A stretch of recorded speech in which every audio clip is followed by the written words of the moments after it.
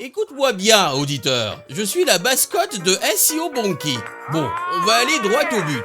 Tu viens de tomber sur le meilleur podcast de tout l'internet francophone. Oui, oui, rien que ça. Ici, on parle de marketing digital. Alors prends ton café, pose tes fesses au chaud et ouvre grand tes oreilles jusqu'à la fin. Et bonjour tout le monde, bienvenue sur le podcast de SEO Monkey. Aujourd'hui, j'ai la chance d'accueillir Pierre-Luc Gervais. Bonjour Pierre-Luc. Bonjour Antoine. Pierre-Luc, c'est un profil assez original puisqu'il vit à Madagascar. Il a pas mal d'années d'expérience dans le référencement naturel, donc il va pouvoir nous donner pas mal d'astuces, etc. Mais aujourd'hui, l'objet de ce podcast, ça tournera autour du Black Hat SEO, donc toutes ces techniques peu recommandables, mais qui ont quand même potentiellement de grosses répercussions parfois si on les fait bien. D'ailleurs, Pierre-Luc nous expliquera ça plus en détail, parce que justement, il en a fait pas mal. Donc Pierre-Luc, je te laisse du coup te présenter, ton expérience en termes de SEO et Ok, globalement de digital. je suis dans le web depuis le début des années 2000, avec une agence à Madagascar qui a démarré en 2005.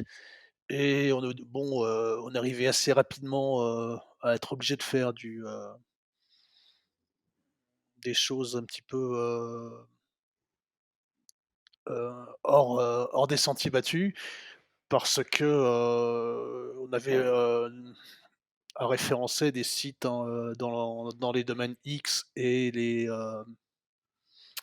domaines du jeu. Et là, techniquement, c'est assez compliqué de faire les choses normalement. Donc, on s'est naturellement tourné vers le référencement, vers des techniques de référencement assez particulières qui sont à base du Black Hat. Et bon, c'est pas uniquement ce qu'on fait aujourd'hui, mais c'est l'un des aspects par lesquels on est arrivé par le référencement, sachant qu'à la base, moi je viens du développement et du réseau et de la sécurité informatique. Ok, Donc c'est pas Pierre-Luc. totalement idiot.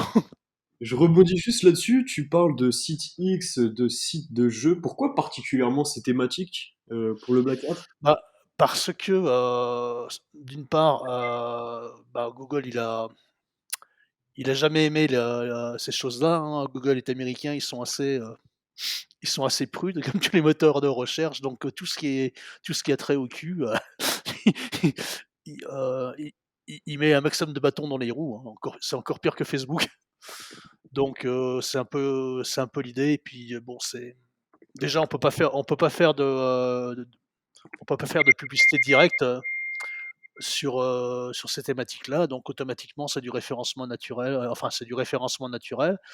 mais on est obligé de créer pas mal de liens. Alors ce qu'il faut savoir, c'est que, la plupart des techniques de Black Hat, ont été faits pour référencer tous les sites qui sont interdits, en référencement normal.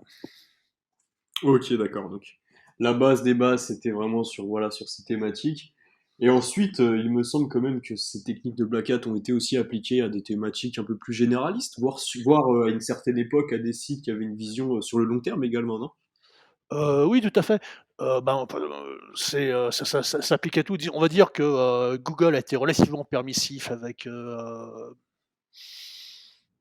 faut pas faire trop de bêtises non plus, mais bon, on pouvait faire, dès lors qu'on faisait les choses intelligemment et bien, on pouvait faire pas mal de choses borderline à peu près jusqu'en 2011-2012, hein. Ils sont Donc ce arrivés que avec j'appelle ça. faire des choses borderline, c'est spinner à fond, Ouais. faire, comment ça s'appelle? Du bombing de commentaires. Donc nous une partie des techniques Black Hat, c'est utiliser des robots pour, parcourir tous tous les WordPress et les CMS de la planète avec les footprints, extraire les footprints et balancer des commentaires à la chaîne. Donc c'est du programme, hein, c'est du programme. Soit il y a différents outils pour le faire. Bon, maintenant ça marche beaucoup moins bien parce que c'est,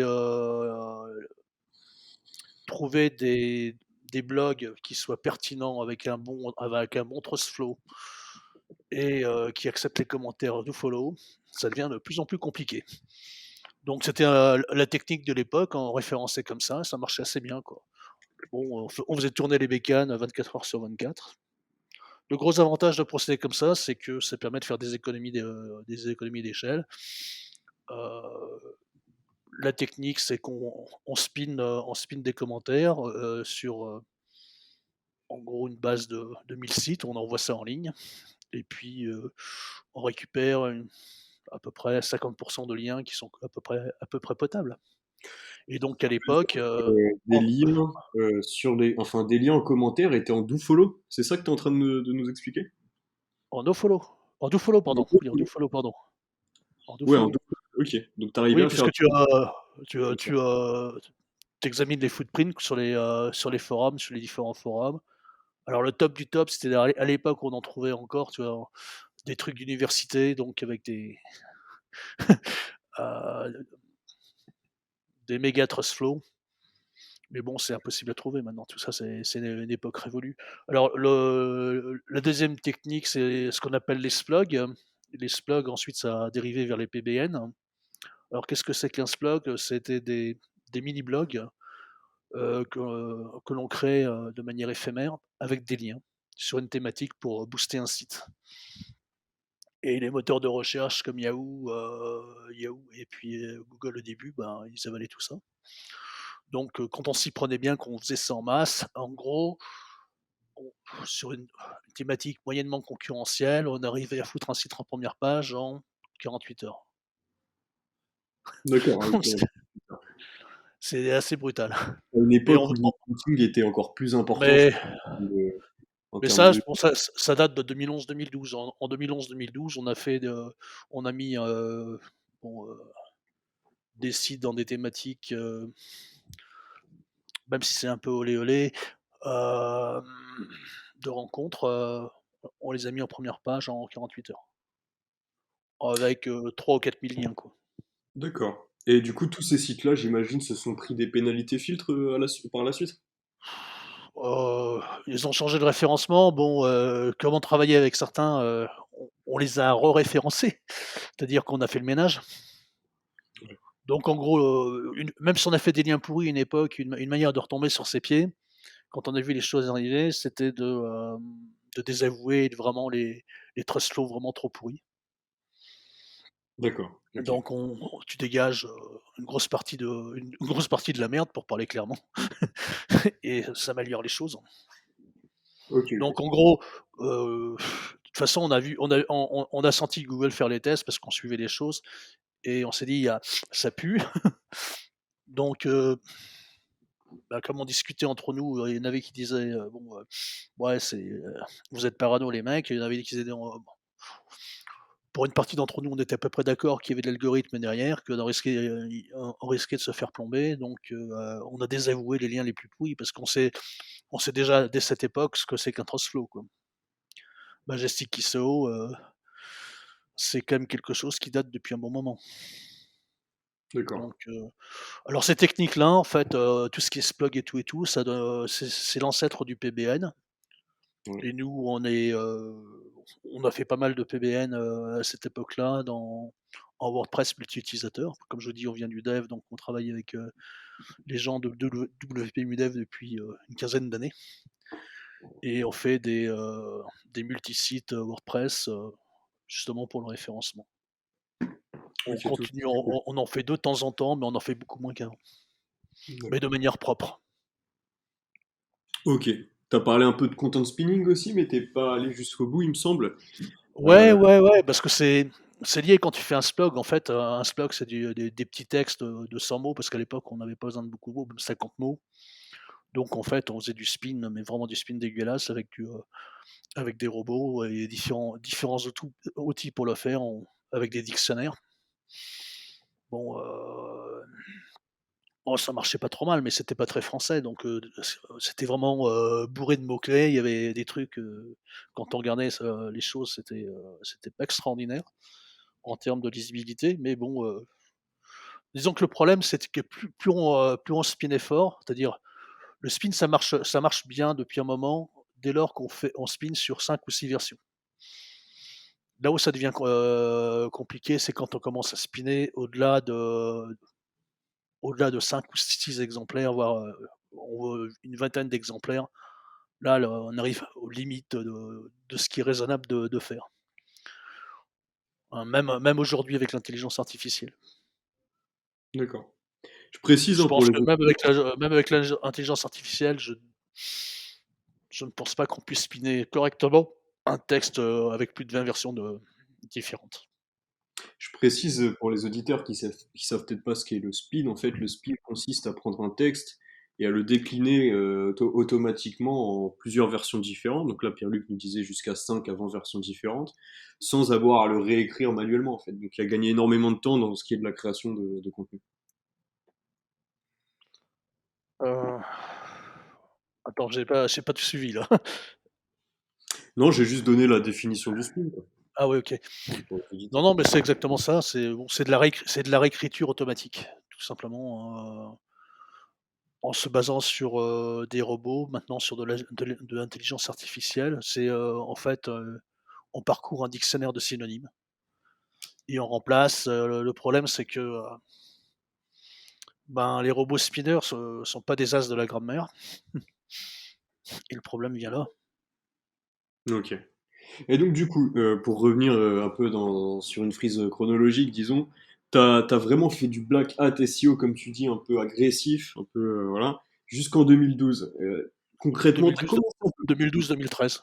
2012-2013, t'as commencé dans les années 2000 alors, j'imagine, le black hat, comme tu dis, 2005-2006. 2005-2006, donc ça a quand même laissé 6 bonnes années, on va dire, de black hat. Qu'est-ce qu'elles t'ont apporté ces années? Ben, on a pu se référencer, on a gagné un peu notre vie, hein. Tu prends des gens comme Borelli et compagnie, on vient tous du Black Hat, hein, pour les anciens. Ouais. Mais parce qu'aujourd'hui, le Black Hat, avec du recul, nous, on se dit, mais vous aurez pu faire des millions d'euros, quoi, en fait, si, à référencer des sites comme ça en 48 heures sur des. Ouais, mais bon, tout dépend où tu es, tu vois? Quand on est moi j'étais déjà à l'époque à Madagascar, les gens ils aimaient pas trop payer les gens à Madagascar et c'était un petit peu compliqué. Bon, c'est vrai qu'on aurait pu être beaucoup plus riche que ça, mais bon, voilà quoi. Ouais, non, mais je veux dire, même à lancer des sites pour. Parce que là, tu parles de prestations, mais même à lancer des sites pour vous-même, après, tu me diras, à l'époque, peut-être que le dropshipping n'était pas développé, c'était peut-être compliqué. Non, mais déjà les sites, on mettait beaucoup plus de temps à les faire, hein. Ouais. Bon, puis c'était pas du tout la même chose. Bon, on n'a pas été des as de la commercialisation non plus, quoi. Ok, ok, ok, je vois. Mais, bon, c'est bon, on s'est bien amusé, on a gagné quand même de l'argent, on va pas sortir nos mouchoirs, mais, bon, on n'a pas fait fortune non plus, quoi.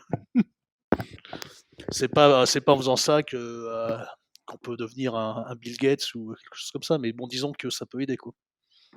D'accord.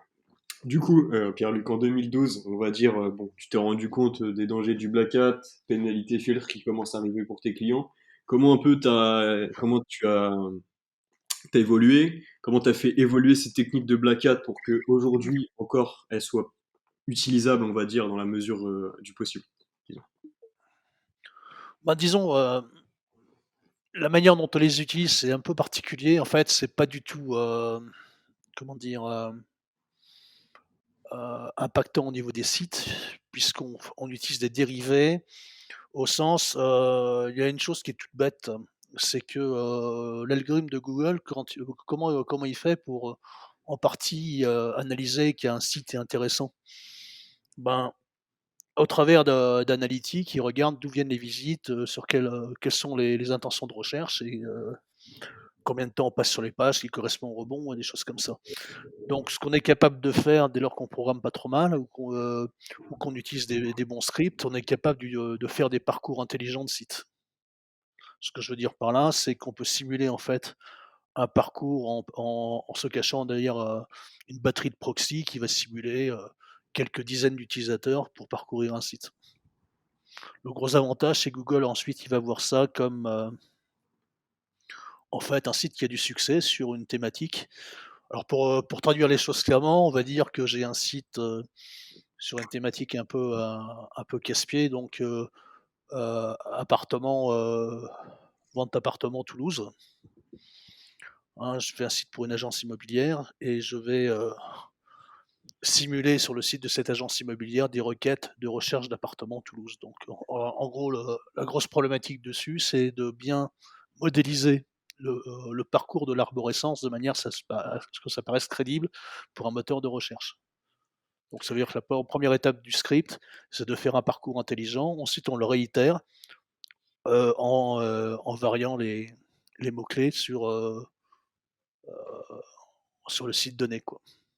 Ok, donc Donc tu utilises un script. il faut pas faire les choses de manière débile. Donc Ouais. on spin, enfin pas on spin, on on utilise une batterie d'adresses IP qui sont géolocalisées de manière, bon, en l'occurrence en France, mais on pourrait suivant la cible, on peut avoir intérêt à géolocaliser sur plusieurs pays et on utilise cette batterie, d'adresses IP pour ne pas se faire repérer par Google. Donc un coup le script il passe par une IP, il lance une requête sur, le site. Donc vu de Google, qu'est-ce qui se passe? Il va regarder d'un point de vue analytique qu'il y a eu telle intention de recherche, je dis appartement Toulouse, appartement 3 pièces Toulouse, appartement 4 pièces Toulouse, bref, depuis plusieurs endroits et il va dire: «Bah, ce site il est pas mal du tout pour cette requête-là» et puis, pour ce mot-clé, il va se dire: «Bah, comme il y a pas mal de gens qui ont fait des requêtes là-dessus et ben, je vais le faire monter». Ça, c'est une technique, que l'on utilisait chez 1 minute 30. Donc vous D'accord. voyez, Une minute c'est trente, c'est pas très grosse agence. Très, très grosse agence. ouais, c'est des, bah, on faisait ça dans les années 2016 par là. Et On donc, le du fait coup, toujours d'ailleurs, on le fait tu toujours, ça marche, hein. ça marche, quoi. C'est ça qui est fou. Donc ça, c'est vraiment une technique que moi je connaissais Il y pas, a qui consiste à simuler des visites grâce à du coup, j'imagine, voilà, un script, hein, comme tu disais. Ce script, tu sais, enfin, comment les gens pourraient le trouver, nos auditeurs, s'ils veulent l'utiliser? il y a une boîte, française qui faisait ça, qui le vendait. Là, ils ont bloqué le truc depuis quelques mois, je ne sais pas pourquoi, hein, sinon c'est un truc qu'on peut programmer en Python, ça pose pas de souci, hein, c'est pas excessivement compliqué. Pour tous les On va dire, c'est à la portée de tous les gens qui font du gros hacking, hein, plutôt que de scraper, ben, c'est très voisin de scraper, en fait, en quelque sorte, quand on y réfléchit bien. Mais bon, c'est pas vraiment du black hat, c'est pas bon, on peut même payer des gens pour faire les recherches en disant: «Bah, tu connais un certain nombre de personnes dans différents pays», tu leur dis, «Allez, vois les listes, de trucs que tu dois rechercher sur Google». Ça, c'est notre manière de voir les choses, hein. Si vous avez des contacts dans des pays, où les gens coûtent pas cher, qui ont besoin d'argent de poche, ben, vous filez les listes de recherche aux étudiants et puis, Ouais. ils parcourent les différents sites et ça fait des visites et de toute façon ces visites sont comptabilisées et donc Par pour contre, Google, c'est de la notoriété pour des mots-clés. C'est ce qui et ça marche tout le temps. Ça fait partie de l'algorithme. ouais. Mais par contre, ces visites, elles sont traquées comme étant des visites provenant de l'étranger? Oui, ça peut être des visites provenant de l'étranger, mais bon, heu, bah, tout dépend de la cible, hein, si tu as des sites qui sont internationaux, c'est intéressant. Si tu as des sites qui sont purement franco-français, bon, pour un site comme Airbnb, que tu aies des visites, en provenance de l'étranger pour louer un appartement à Paris, c'est tout à fait normal. Tu vois ce que je veux dire? Donc tout dépend de ta cible heu, en tant qu'éditeur de site. Si ta cible est purement locale, bon si tu as des gens de Madagascar qui se connectent sur ton site, bon, Google va se dire: «Bon, ils vont peut-être aller un jour à Lyon si tu vends des saucisses, sur ton site à Lyon», mais bon, Ouais, le site risque de se référencer à Madagascar, du coup, j'imagine, pas ça forcément. serait non, ça serait un truc à étudier d'ailleurs, non, mais bon, ce qui risque de se passer, c'est que, Google va se dire que c'est pas forcément très pertinent. Pourquoi il y a quelqu'un, il y a plein de gens de Madagascar, qui vont voir ce site, ils sont Elles sont peut-être branchées par le truc, hein, mais bon, il faut pas que ça soit répétitif, tu vois? C'est un glitch. Par contre, si c'est bien fait, si les visites est bien fait, que par exemple tu fais, c'est quelque chose qui est difficilement applicable pour du local. C'est applicable pour du national parce qu'on peut dispatcher les IP, même sur des pays, des pays frontières. Ça pose aucun souci et là, c'est crédible. C'est crédible, c'est des intentions de recherche, hein, parce que bon, tu peux très bien en cours de voyage, faire une recherche, sur un site e-commerce parce que bon, tu te fais chier dans ton hôtel à l'étranger, tu regardes, les trucs à acheter quand tu veux rentrer, hein. Ça, c'est tout à fait possible, hein. C'est une question, de vraisemblabilité. Donc c'est pour ça que je dis: «Il faut pas faire les choses n'importe comment». Ok.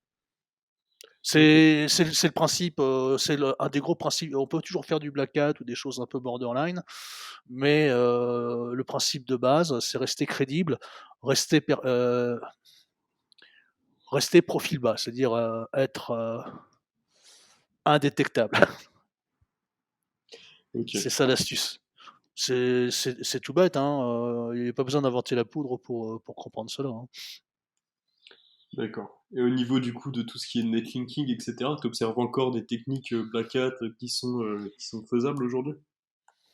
Je déconseille parce que je vous dis, très honnêtement, la qualité des liens qu'on remonte, avec les commentaires, les forums et il y a 98 à jeter, donc on utilise beaucoup de puissance de calcul pour pas des résultats énormes, c'est pas folichon.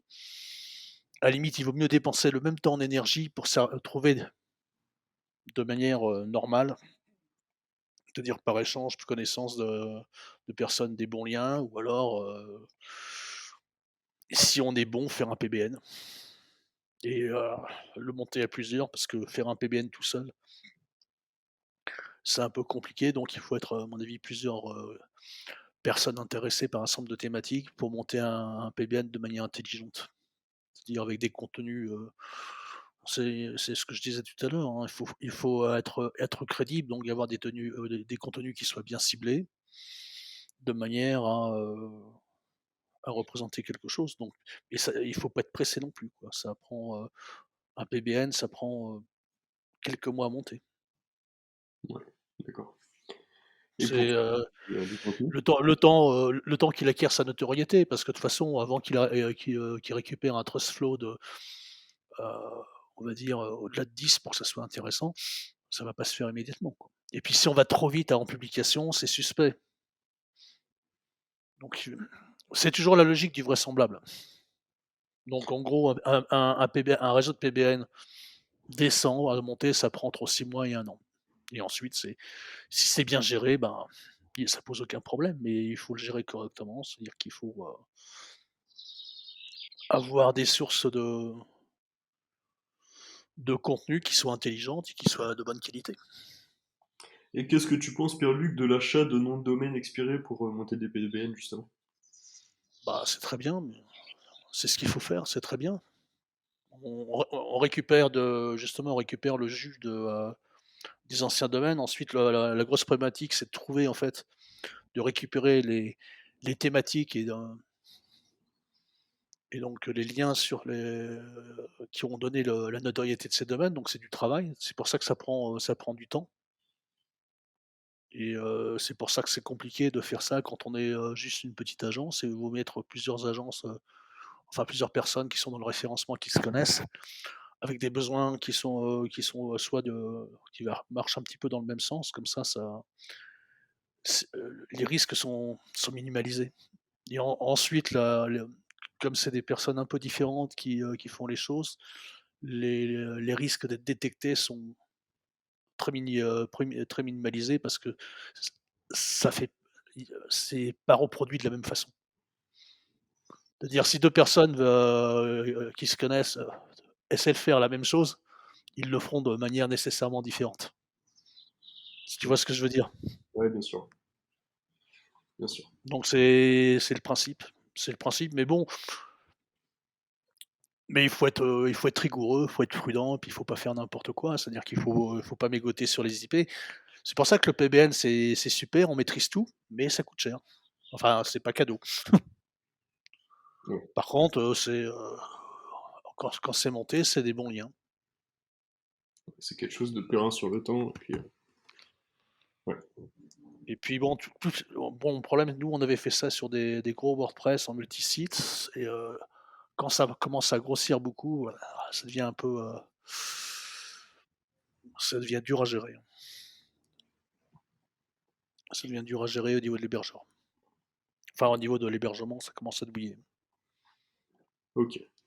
Au niveau du contenu, parce que là, du coup, on a parlé de netlinking, on a parlé de popularité, même de visite, etc. Au niveau du contenu, tu trouves qu'il y a encore des choses à faire d'un point de vue Black Hat? Content de Non, pas spinning. vrai. Non, en spin, c'est pas. Les problèmes de spin, en fait, le problème avec les intentions de recherche actuelles,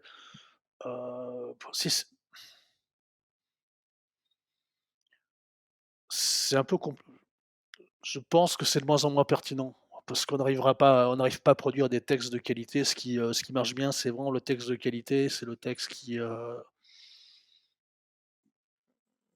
un bon champ sémantique, qui colle exactement à ton sujet, qui va cartonner.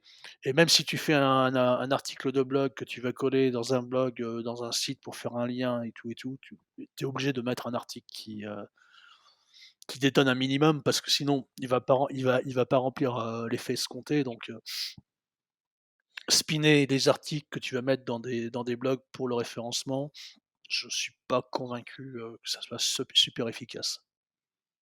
Je pense C'est qu'il que, vaut mieux il vaut mieux passer plus de temps à sortir un bon article qui lui va se référencer d'autant mieux. Mais le lien qui va sortir de cet article aura beaucoup plus de poids que faire un article moyen qui va coûter beaucoup moins cher. C'est vraiment. Moi, je pense on tourne de plus en plus vers la qualité maintenant et vouloir faire à tout prix le moins cher possible, c'est de moins en moins fiable et c'est de moins en moins pérenne. ok. Je sais Ok. pas ce que tu en penses, mais Je suis assez d'accord avec toi. Des fois, il vaut mieux, je pense, publier une fois par semaine un bon contenu que de chercher à publier des techniques Black Hat qui te permettraient peut-être de publier deux, trois fois par jour, qui finalement, en effet, vont envoyer des signaux à court terme positifs à Google, mais derrière le lecteur, lui, qui arrive sur le site, bah, il va peut-être pas forcément être satisfait du contenu. Je pense que c'est ça, en fait. ouais, tout à fait. Et puis bon, on en revient à est-ce des publications massives, alors à moins d'avoir des moyens formidables, comme des boîtes comme HubSpot, avoir des cadences de production plusieurs, d'un ou de plusieurs articles par semaine de qualité, faut avoir les moyens, hein. Quand on voit dans certains domaines la longueur des articles qu'il faut mettre pour ranker, surtout si on essaie de faire les choses propres, bon, ça devient hors de prix. Ouais, c'est vrai que ça montre quand même. Enfin, ça envoie des signaux à Google, j'imagine. S'il y a un site qui commence à publier cinq six articles par jour, clairement, c'est pas humain, quoi. Surtout si c'est un petit site, à la limite, si c'est un site de presse, comme tu dis, ou alors une Ah, énorme. il faut pas faire les choses n'importe comment, c'est-à-dire que déjà on est limité par le budget crawl, donc un site qui démarre, il y a brutalement avec 5-6 articles par jour, bon, il va bouffer, déjà, il va être au-delà de son budget crawl, donc ça sert à rien. C'est vrai. Et c'est tout bête, hein. Donc déjà, à mon avis, un site qui démarre, bon, il vaut mieux qu'il démarre, avec un ou 2 articles, allez, 3 articles par mois, c'est déjà une bonne chose. Bien partagé, bien travaillé. Ouais. Moi, ce que je recommande, ce que j'aime bien recommander, et ce que j'aime bien faire aussi pour mon site, c'est de faire un article par semaine, mais court, de 500 mots, et ensuite revenir toutes les semaines sur ce même article, venir l'alimenter, venir le faire grossir, le faire passer de 500 à 750, de 750 à 1000, etc., etc.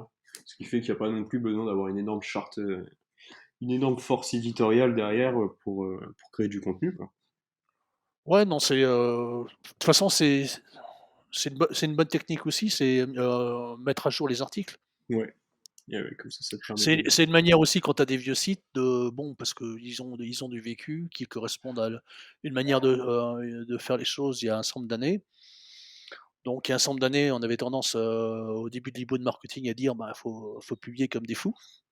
Bah, Ouais. maintenant, on dit, bon, il faut pas foutre à la poubelle ces articles, mais par contre, il faut recycler. Google aime bien les mises à jour. Ouais. OK. Donc, avec 10 articles, on en fait 3, et ainsi de suite. On shrink le truc et puis bon, ça va dans le sens de l'histoire parce que si on continue, à publier n'importe comment, là, je sais plus à combien de milliards de pages on est, je crois qu'on est à 3 milliards de sites. Bon, je j'ose même pas imaginer le nombre de milliards de pages qui vont avec. Donc, les data centers de Google vont fumer. Du coup, Pierre-Luc, est-ce que tu aurais d'autres éventuelles techniques de Black Hat dont tu voudrais parler? Et est-ce qu'aujourd'hui, tu proposes toujours des techniques de Black Hat pour certains clients qui pourraient être intéressés? Non, parce que c'est assez emmerdant à faire et puis bon, comment dire? Comme je dis, ça concerne essentiellement des domaines qui sont particuliers. Actuellement, ce qui est concerné par le Black Hat, c'est assez pointu, c'est tout ce qui est crypto-monnaie, le Q et les jeux. D'accord. Donc c'est Donc des c'est clientèles assez les seules particulières. thématiques pour lesquelles tu conseilles encore aujourd'hui de faire du Black Hat, en fait. C'est, la seule chose qui marche. C'est la seule chose qui marche, parce qu'on on peut pas les référencer normalement. Déjà la publicité digitale, normale est interdite pour le Q, pour les cryptos et pour, certains domaines, hein. J'ai dit les jeux, mais il y en a d'autres, hein, ça m'avait surpris d'ailleurs, que j'ai pas la liste exhaustive, Moi, j'ai un client, par mais exemple, qui vend de la CBD, tu vois.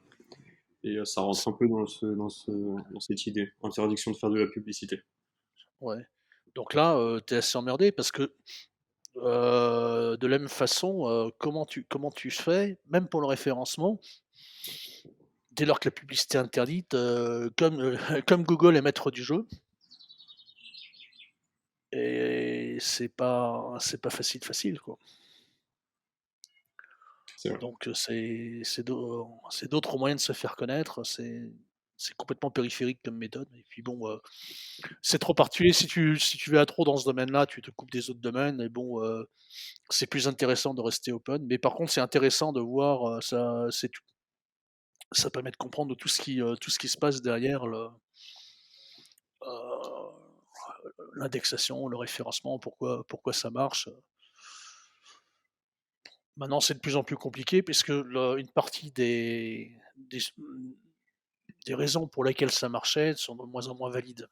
Puisqu'on s'oriente beaucoup plus vers, la pertinence et bon, c'est pas du tout forcément des critères pertinents.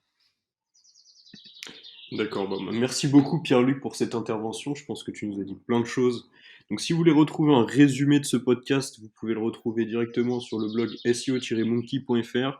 Vous pouvez contacter directement Pierre-Luc Gervais sur LinkedIn. Il a également le site Orion Digital, c'est bien ça? Ouais, Orion Digital, et l'URL c'est 2is-madagascar.com. Non Voilà, donc mais venez pas me contacter pour faire du black hat. Je dirais non. c'est dit. D'ailleurs, il y aura un petit spoiler alerte en début de podcast que je rajouterai pour bien expliquer qu'on déconseille tous les deux le Black Hat, bien que ce soit des techniques qui peuvent avoir Nous, une nous efficacité. l'agence pour être clair, on est, depuis, bon, j'ai été 1 minute 30 à une époque et on est agence HubSpot, on est HubSpot partner certifié et on est Google partner, donc on n'a pas besoin de ce genre de choses. Voilà, les choses sont dites. Du coup, je vous souhaite une très bonne fin de journée, et puis Pierre-Luc, t'as le mot de la fin. Voilà, très bonne soirée à toi, et puis je te dis à bientôt sur LinkedIn.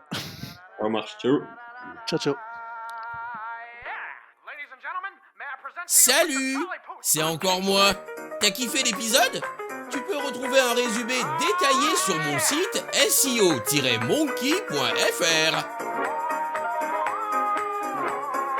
Attends, mais t'es sérieux? T'es toujours pas abonné à la newsletter? T'as pas compris qu'on fait ça pour ton bien? Allez, abonne-toi. Je pars pas tant que tu t'es pas abonné. Allez, je plaisante. À plus dans le bus.